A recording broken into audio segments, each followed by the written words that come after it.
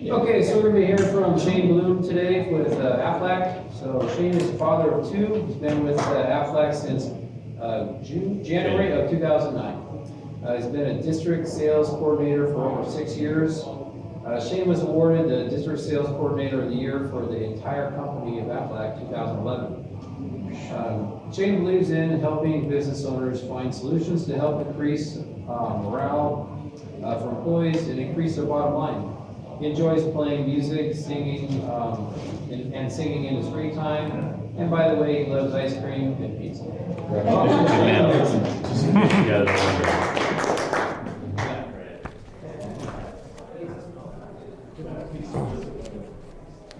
Okay, so I was racking my brain what to go over with you guys, and I had piles over here, and a pile here, and a pile here. And there's just so much stuff I could go over. I could literally keep you guys here all day, which nobody wants that because insurance is not a riveting topic. Mandan, I think, will testify to that. So I'm going to kind of go, I'm going to go over some statistics with you guys because I found these statistics to be quite eye-opening myself and really had no idea, and you'll kind of get what I'm saying when I go over those. But I got one question about the guy that was on the plane that got dragged off. Was he charged with a felony at all? No, they're not charging him with any crime. No. So had he had Aflac, we would be paying for all his stitches and stuff. So just, you never know when things happen. So I went to a birthday party Saturday night. Here's what I hear from people all the time. I sit with them and they make what I call to be ridiculous statements. They say things like, well, I'm not planning on getting hurt anytime soon. Cancer doesn't run in my family. I'm not planning on getting cancer. Can't remember the last person that I met that was planning on getting it.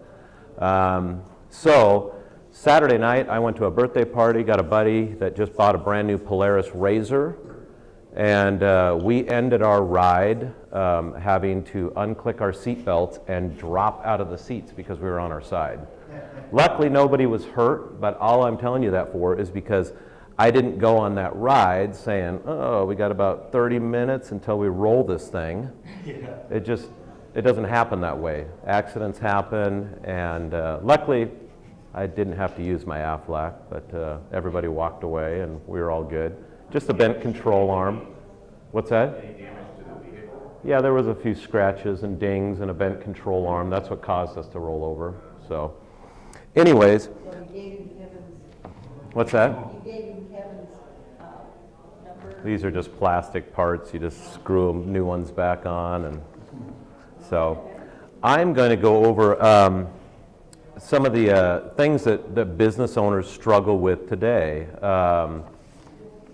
And we refer to them as pain points, and a lot of business owners don't even realize sometimes the impact that these pain points can have on them. But there's 5 that we focus on, and one is, the top one is healthcare reform. It's still up in the air exactly what's going to be happening with all this. Right now, everything is pretty much the same as it was, and we need to keep going, abiding by that until we hear differently. So HCR, there's confusion, there's costs involved with it. Benefits administration. So businesses are challenged with the ability to even offer benefits. Not only that, but bigger companies. Open enrollment, we'd say bigger companies that have 50 or more employees, they spend 6 months out of the year preparing just for open enrollment period.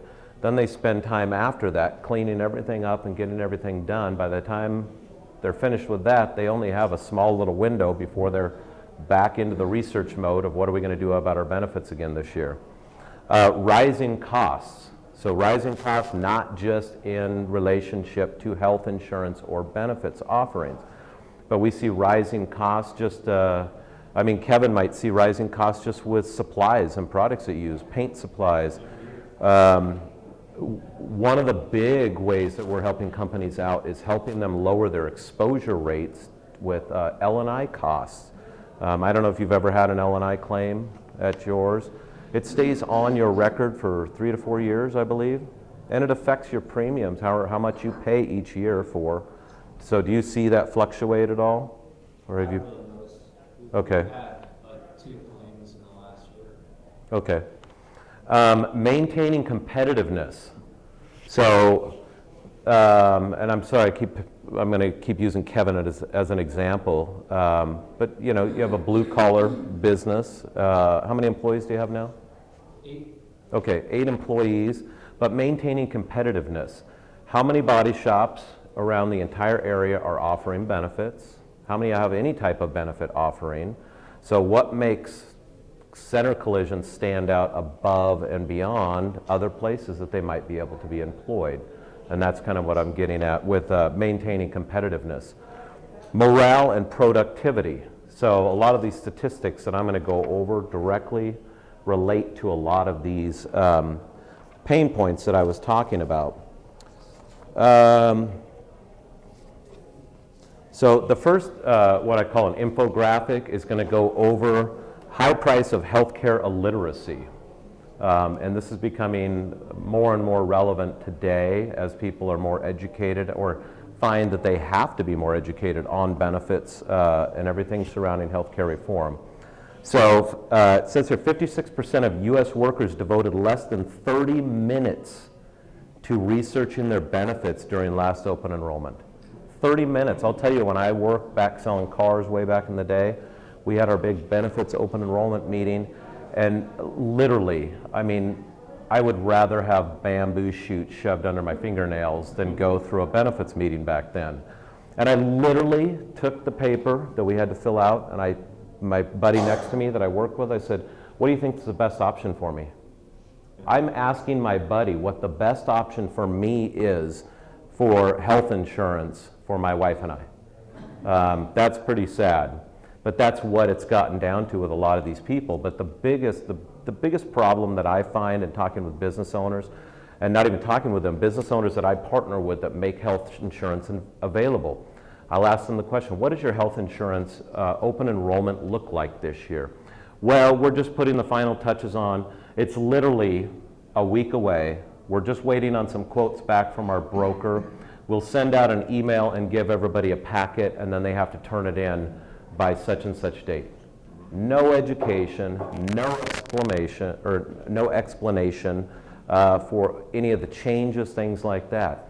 The other problem that I find is business owners say, well, we can't make any of our employees do anything. Well, yeah, you can, because you're the one that cuts their paycheck. You can make them do whatever you want, honestly. But they don't think that the education portion of their benefits is necessary. So in studies that we've done the last couple of years, in 2016 we found the average costs in benefit decisions cost an employee $750 just because of bad decisions they made on their benefits, because there was no education or they didn't spend enough time asking questions. 9 out of 10 employees choose the same benefits year after year. More than half of employees say they don't understand parts of their insurance policies. Believe me, I get that. I've done this for businesses that offer multiple options for health insurance, or multiple plan options for people to choose from. They might have a $1,000 deductible and they might have a $2,500 deductible. And I'll sit down with these folks, and as I'm educating them on Aflac, I'll say, oh, by the way, which health plan did you choose or do you have currently? Do you know how many people don't even know what their deductible is?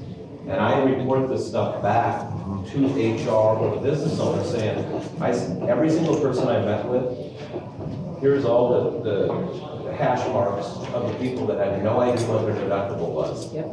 And here's the ones that did. And believe me, the ones that did far outweigh the ones that did. 42% of employees may be missing out on savings up to $750, what I was just getting at. 62% of employees surveyed at least somewhat agreed that they would be unable to adjust to a large financial cost of serious illness or injury. The study that we do, which we call our workforce report, is available for anybody at aflac.com. But it's surveyed, I think, just shy of about 6,000 employees this last year, and that's where these statistics come from. Let's see here, 82% of employees at least somewhat agree they would be more informed about their health insurance choices if they sat with an insurance consultant during open enrollment. 61% who enrolled face-to-face agreed they had sufficient time to prepare for their enrollment. 47 employees at least somewhat agreed that they may not adequately manage their health insurance coverage, leaving their family less protected than they currently are. So I have so many people, and I don't know if I shared this last time with you. I was doing an enrollment literally just right over here, a couple blocks up. It's just in a location for a business that I handle. And a gentleman came up to me, I had just gotten there, the meeting wasn't starting for half an hour or so. And a guy walked up and he says, hey, if we already know that we don't want to participate in AFLAC, do we still have to go to the meeting? I said, well, Dolly, your HR gal, is requiring that you have to be educated. Your decision what you want to do after the education piece of it. We just have to make sure that you understand what is being offered to you. Another gal rolled in right as the meeting was started, and she said the same thing. If I know that I don't want this, do I still have to hang out for the meeting? Told her the same thing. You at least have to be part of the meeting so you can be aware of the changes that we've made, make sure you fully understand how the benefits work. Both of them sat down and went through the meeting, and between the two of them signed up for 5 policies. And their comment was, I had no idea that this is how it actually works. I had no idea about the cost. I can tell you that all day long because I've lived all day long, every day. But business owners, when they hear that kind of stuff coming from me, all they think is, you just want to get in front of my employees so you can sell them something. And that's not the case. I just need to make sure that they are educated as to what we do. Let's see here. So here's one, this is one that I found fairly interesting. And this is kind of employers versus employees on the survey. 88% of employees see voluntary benefits as part of a comprehensive benefits package.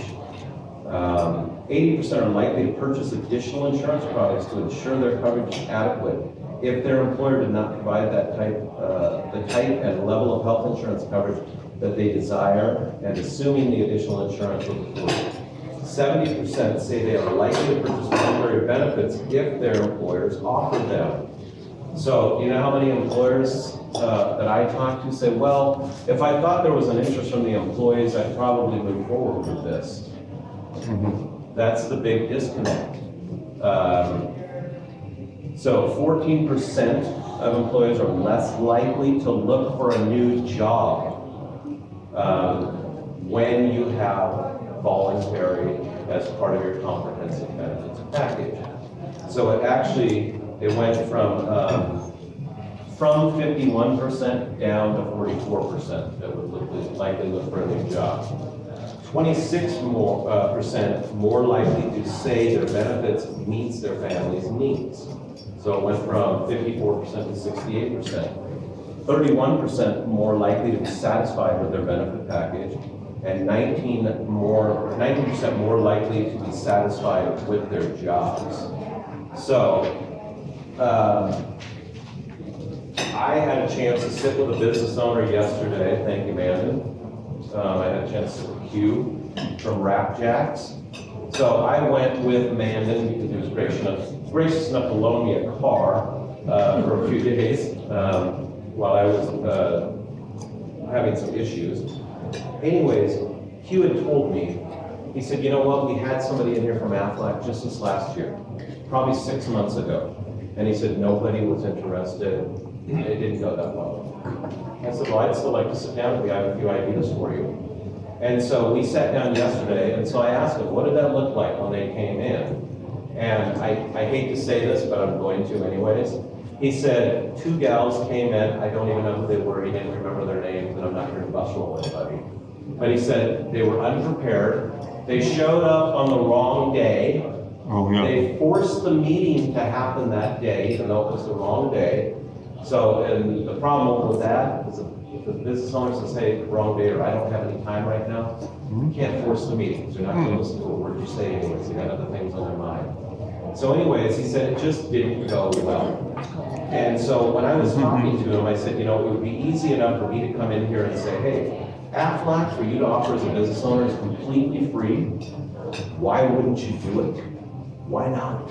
And believe me, and I apologize for anybody that I've ever met with in the past, if they're sitting in this room, if I came across that way, because now the way that I present to business owners is going over how their business operates, what's important to them, where are their viewpoints concerning benefits, and you know how their employees perceive them, how they perceive them, and so it's really addressing pain points for business owners.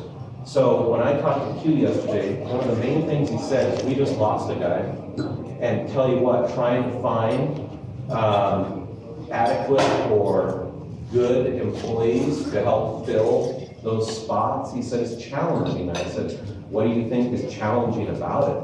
And he said there's other wrap companies out there, there's competition. He said we can't afford to offer major medical to our staff. It's not surprising. They only have 7 employees, and that's including his wife in the mix. So they can't afford to offer to their other employees. And I said, so it sounds to me like attraction is a big pain point for you. And he said, yeah, I would like to attract the kind of people that we desire. And he said, but also retention. He said, that gentleman that left, his exact words were, I need to find an employer that has some type of a benefits offering. So he's feeling it from both ends. He can't get the quality of people that he wants because he doesn't have any type of benefits offering, and he's losing good people because he doesn't have a benefits offering. So I know that he can't afford health insurance for his employees, and my job is not to try and talk him into it. It is a necessary component in a lot of benefit options for employees, but my job, we have a lot of other services that we provide. Easy Shield, which is identity theft protection, that comes free to any group that enrolls with Aflac, but it's for every single employee. They don't even have to enroll in Aflac in order to get that. We also now have, anybody familiar with telemed services, or anybody ever used it? Remember like the doctor, like the app that you go on from the doctor that the Yeah. phone. So there's a lot of them out there. We partner with MeMD, and for our groups, so I'll use Kevin or Brian, like your business is there. That service costs $2 per employee. What it gives them the option to do, so it's a minimum of $15 a month. So somebody that has less than 8 employees, they're still going to pay $15. But that, in the situation yesterday with Q, he's only got 7, so it's $15 to make telemed or MeMD part of, even that could just be part of a benefit start for him, along with the identity theft.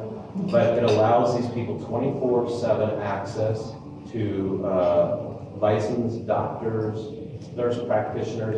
They can call, so they can get refills done right on the phone. How many people have ever had to go to the doctor just so you can walk in and say, I'm here, I just need a refill on my prescription? I was just reading something online yesterday from a clinic that I handle up in Lakeland Hills. And they said, I love the clinic, but I went in there and waited for 2 hours before I got into the back room just so I could get a refill on a prescription. And that's exactly what we're trying to avoid. For business owners,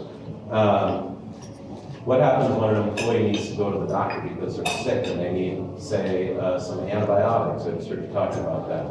You have to go to the doctor. Guess where he's not? He's not at work. Guess who's losing productivity? The business owner. So that's one of the ways that the telemed services or MeMD can help out, because now this person has the ability to make a phone call, have the prescription called in to a local pharmacy right there in the area, and not have to take a half a day off work in order to accomplish that. So one of the things I talked with Q yesterday about at Rapjacks was employee turnover cost. And a lot of people do not consider this. Oh, we lost an employee, we just need to get a new one. You start crunching the numbers on that stuff, and it can be fairly substantial, especially if you're in a bigger business that does have more turnover. So with an employee count of 3, employee turnover, lost production, annual cost of turnover, $8,988. So that's 6 hours of lost productivity each week. And the numbers can be quite staggering the higher the employee count is for the group. Because you have to take time interviewing, you've got to take time to put ads out there, sift through all this stuff. It can be quite overwhelming. Extra workload on everybody else during that time, so. What's that? Extra workload that's dumped on other people because you're short somebody, and then they're stressed and feeling overworked, and their pay didn't go up. Yeah, absolutely. The other thing that I wanted to go over, and I just went through a training on Friday, and I've always heard business owners say, so Aflac's going to pay my employees to miss work. And I love when they say that. Because, and I learned a lot more about this, the only thing they have the option to go after, if they don't have any source of income replacement, is what the business owner already provides for them, L&I. Walk in, suffer through it over the weekend, walk in Monday morning, oh, I stepped wrong on the pallet, and now my knee's all jacked up, L&I claim. So a lot of our policies, or a couple of our policies, short-term disability and accident, can definitely help people lower that exposure rate. And here's the part that was super interesting to me. The actual employee that's abusing the L&I is actually robbing from himself. Because now all of a sudden, they've got a big L&I claim, exposure goes up, their premiums go up for L&I. Now the business owner says, with the costs and everything at the end of the year, and here's what our new premiums are gonna be, I don't have that chunk of money anymore to divvy out to maybe raises and stuff like that. So, and there's a lot of other areas that affects. But that's something that we hear from business owners all the time. And I hear business owners all the time say, oh, I got a couple of L&I claims going right now, and I know at least one of them is not real. It's not, we don't ask them, do you have fraudulent claims? They offer it up because it's something they've gone through. And so can be a big problem for some companies. Hopefully, most of the ones we deal with don't have big exposure rates because they preach so much safety on the job. But anyway, sorry, I get a little all over the place when I talk about this stuff. But does anyone have any questions? Yes. So if an accident happens, somebody does get injured at work, aren't they required to go through L&I? Can they even have the option Oh, of I'm using talking it? about injuries literally at work, but the L&I, like people abusing L&I, that's more so, hey, so-and-so was playing soccer on the weekend with his kids and twisted his knee and can't walk, or some injury that's gonna prevent them from going to work. And they're like, oh my gosh, if I can't work, I can't get paid, how can I circumvent this, So they jump on the L&I because that's all they have. But if something literally does happen at work, I'm asking, is it a law that they have to use L&I? Because that's my understanding. I honestly don't know the exact answer, but I just know from in talking with business owners, I've had them say, well, luckily, he didn't claim it on L&I, so I don't think it's a law. But I think it was actually a doctor that told one of my guys that, if it happened on the job, you have to go through L&I. So I'm not clear on that, but. I think that's with insurance. Oh, and I can Other also than say, law, I think no, it's sorry, we won't insurance pay you. requirements. If you're hurt, just like if you're hurt in a car accident, they want to know all of your, get rid of all the auto insurance before your health insurance will kick in. So, But with Aflac, because it's a voluntary, it's really separate. yeah. This is what you or your employer can do for you in addition to whatever you may have in place or not in place. But as an owner, you do need to report accidents to L&I. Absolutely. So does that mean, what happens if it's not like You cut yourself. I'm not the right guy to talk to. I'm just- Oh, okay, yes, okay.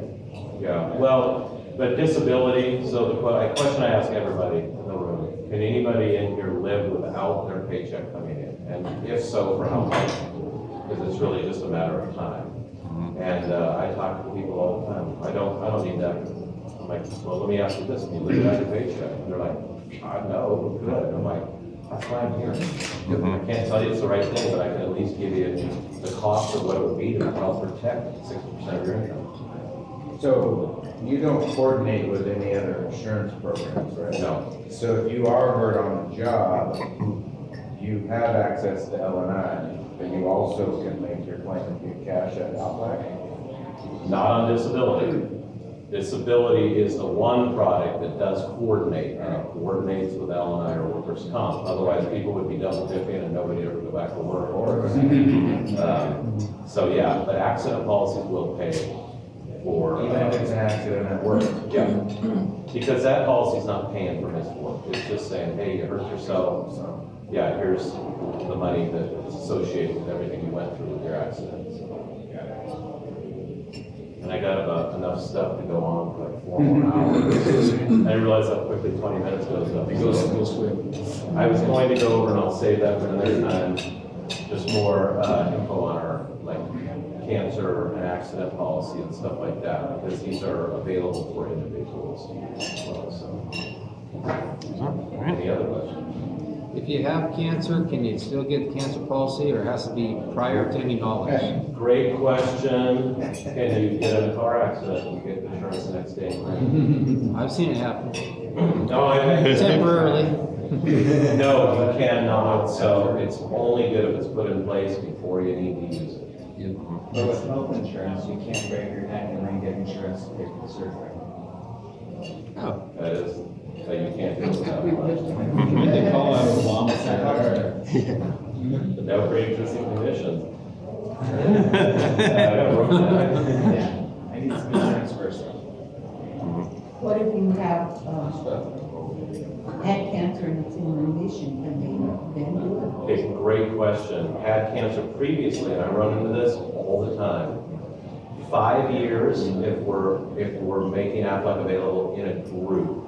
So Kevin says, hey, we're going to make Aflac available cancer insurance, and someone at your shop has had cancer. They just have to be treatment free for 5 years.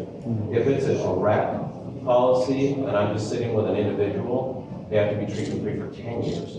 So again, we're not excluding anybody, and everybody that I've ever sat with that has met the requirements for treatment free, whether it be individual or group, is now a cancer policy holder with Aflac. We don't just say that we will turn it into underwriting just to come back and say, oh, sorry, they declined you. We actually truly will insure these people, provided they've met those time periods. Yeah, one more. Yeah. Is that for me or? Yeah. Oh, okay. Question on rates. If somebody comes to you with a company like mine, where there's 150, 160 of us, but we're all 1099, can we put together a certain number of people and get a group rate, or do we all have to pay separate rates? Now we do have, there's a couple different ways that we can do that. It's a lot more information than I have time to give right now. But I would totally be happy to just to show you what that might look like, because we've dealt with real estate offices before. And we have a couple of different types of groups that we can put in place. So even though you're independent and you're not part of the same legal entity like an LLC or something, you could still form a something. Yeah, we used to separate, differentiate W-2s versus 1099s, and now Aflac size, they're really just one and the same. And I know that seems weird, but we used to not be able to offer 1099s Aflac. Go into a salon and they're like, well, I'm hourly, I work at the front desk. Okay, you can get it. Well, I rent my chair. Oh, sorry, you're out. And now we can do it. So, but it just, there's a lot of other questions that need to be asked in order to really pinpoint exactly what they're looking at. It's worthwhile. I have that for. Got the brand approval. Thank you. Okay.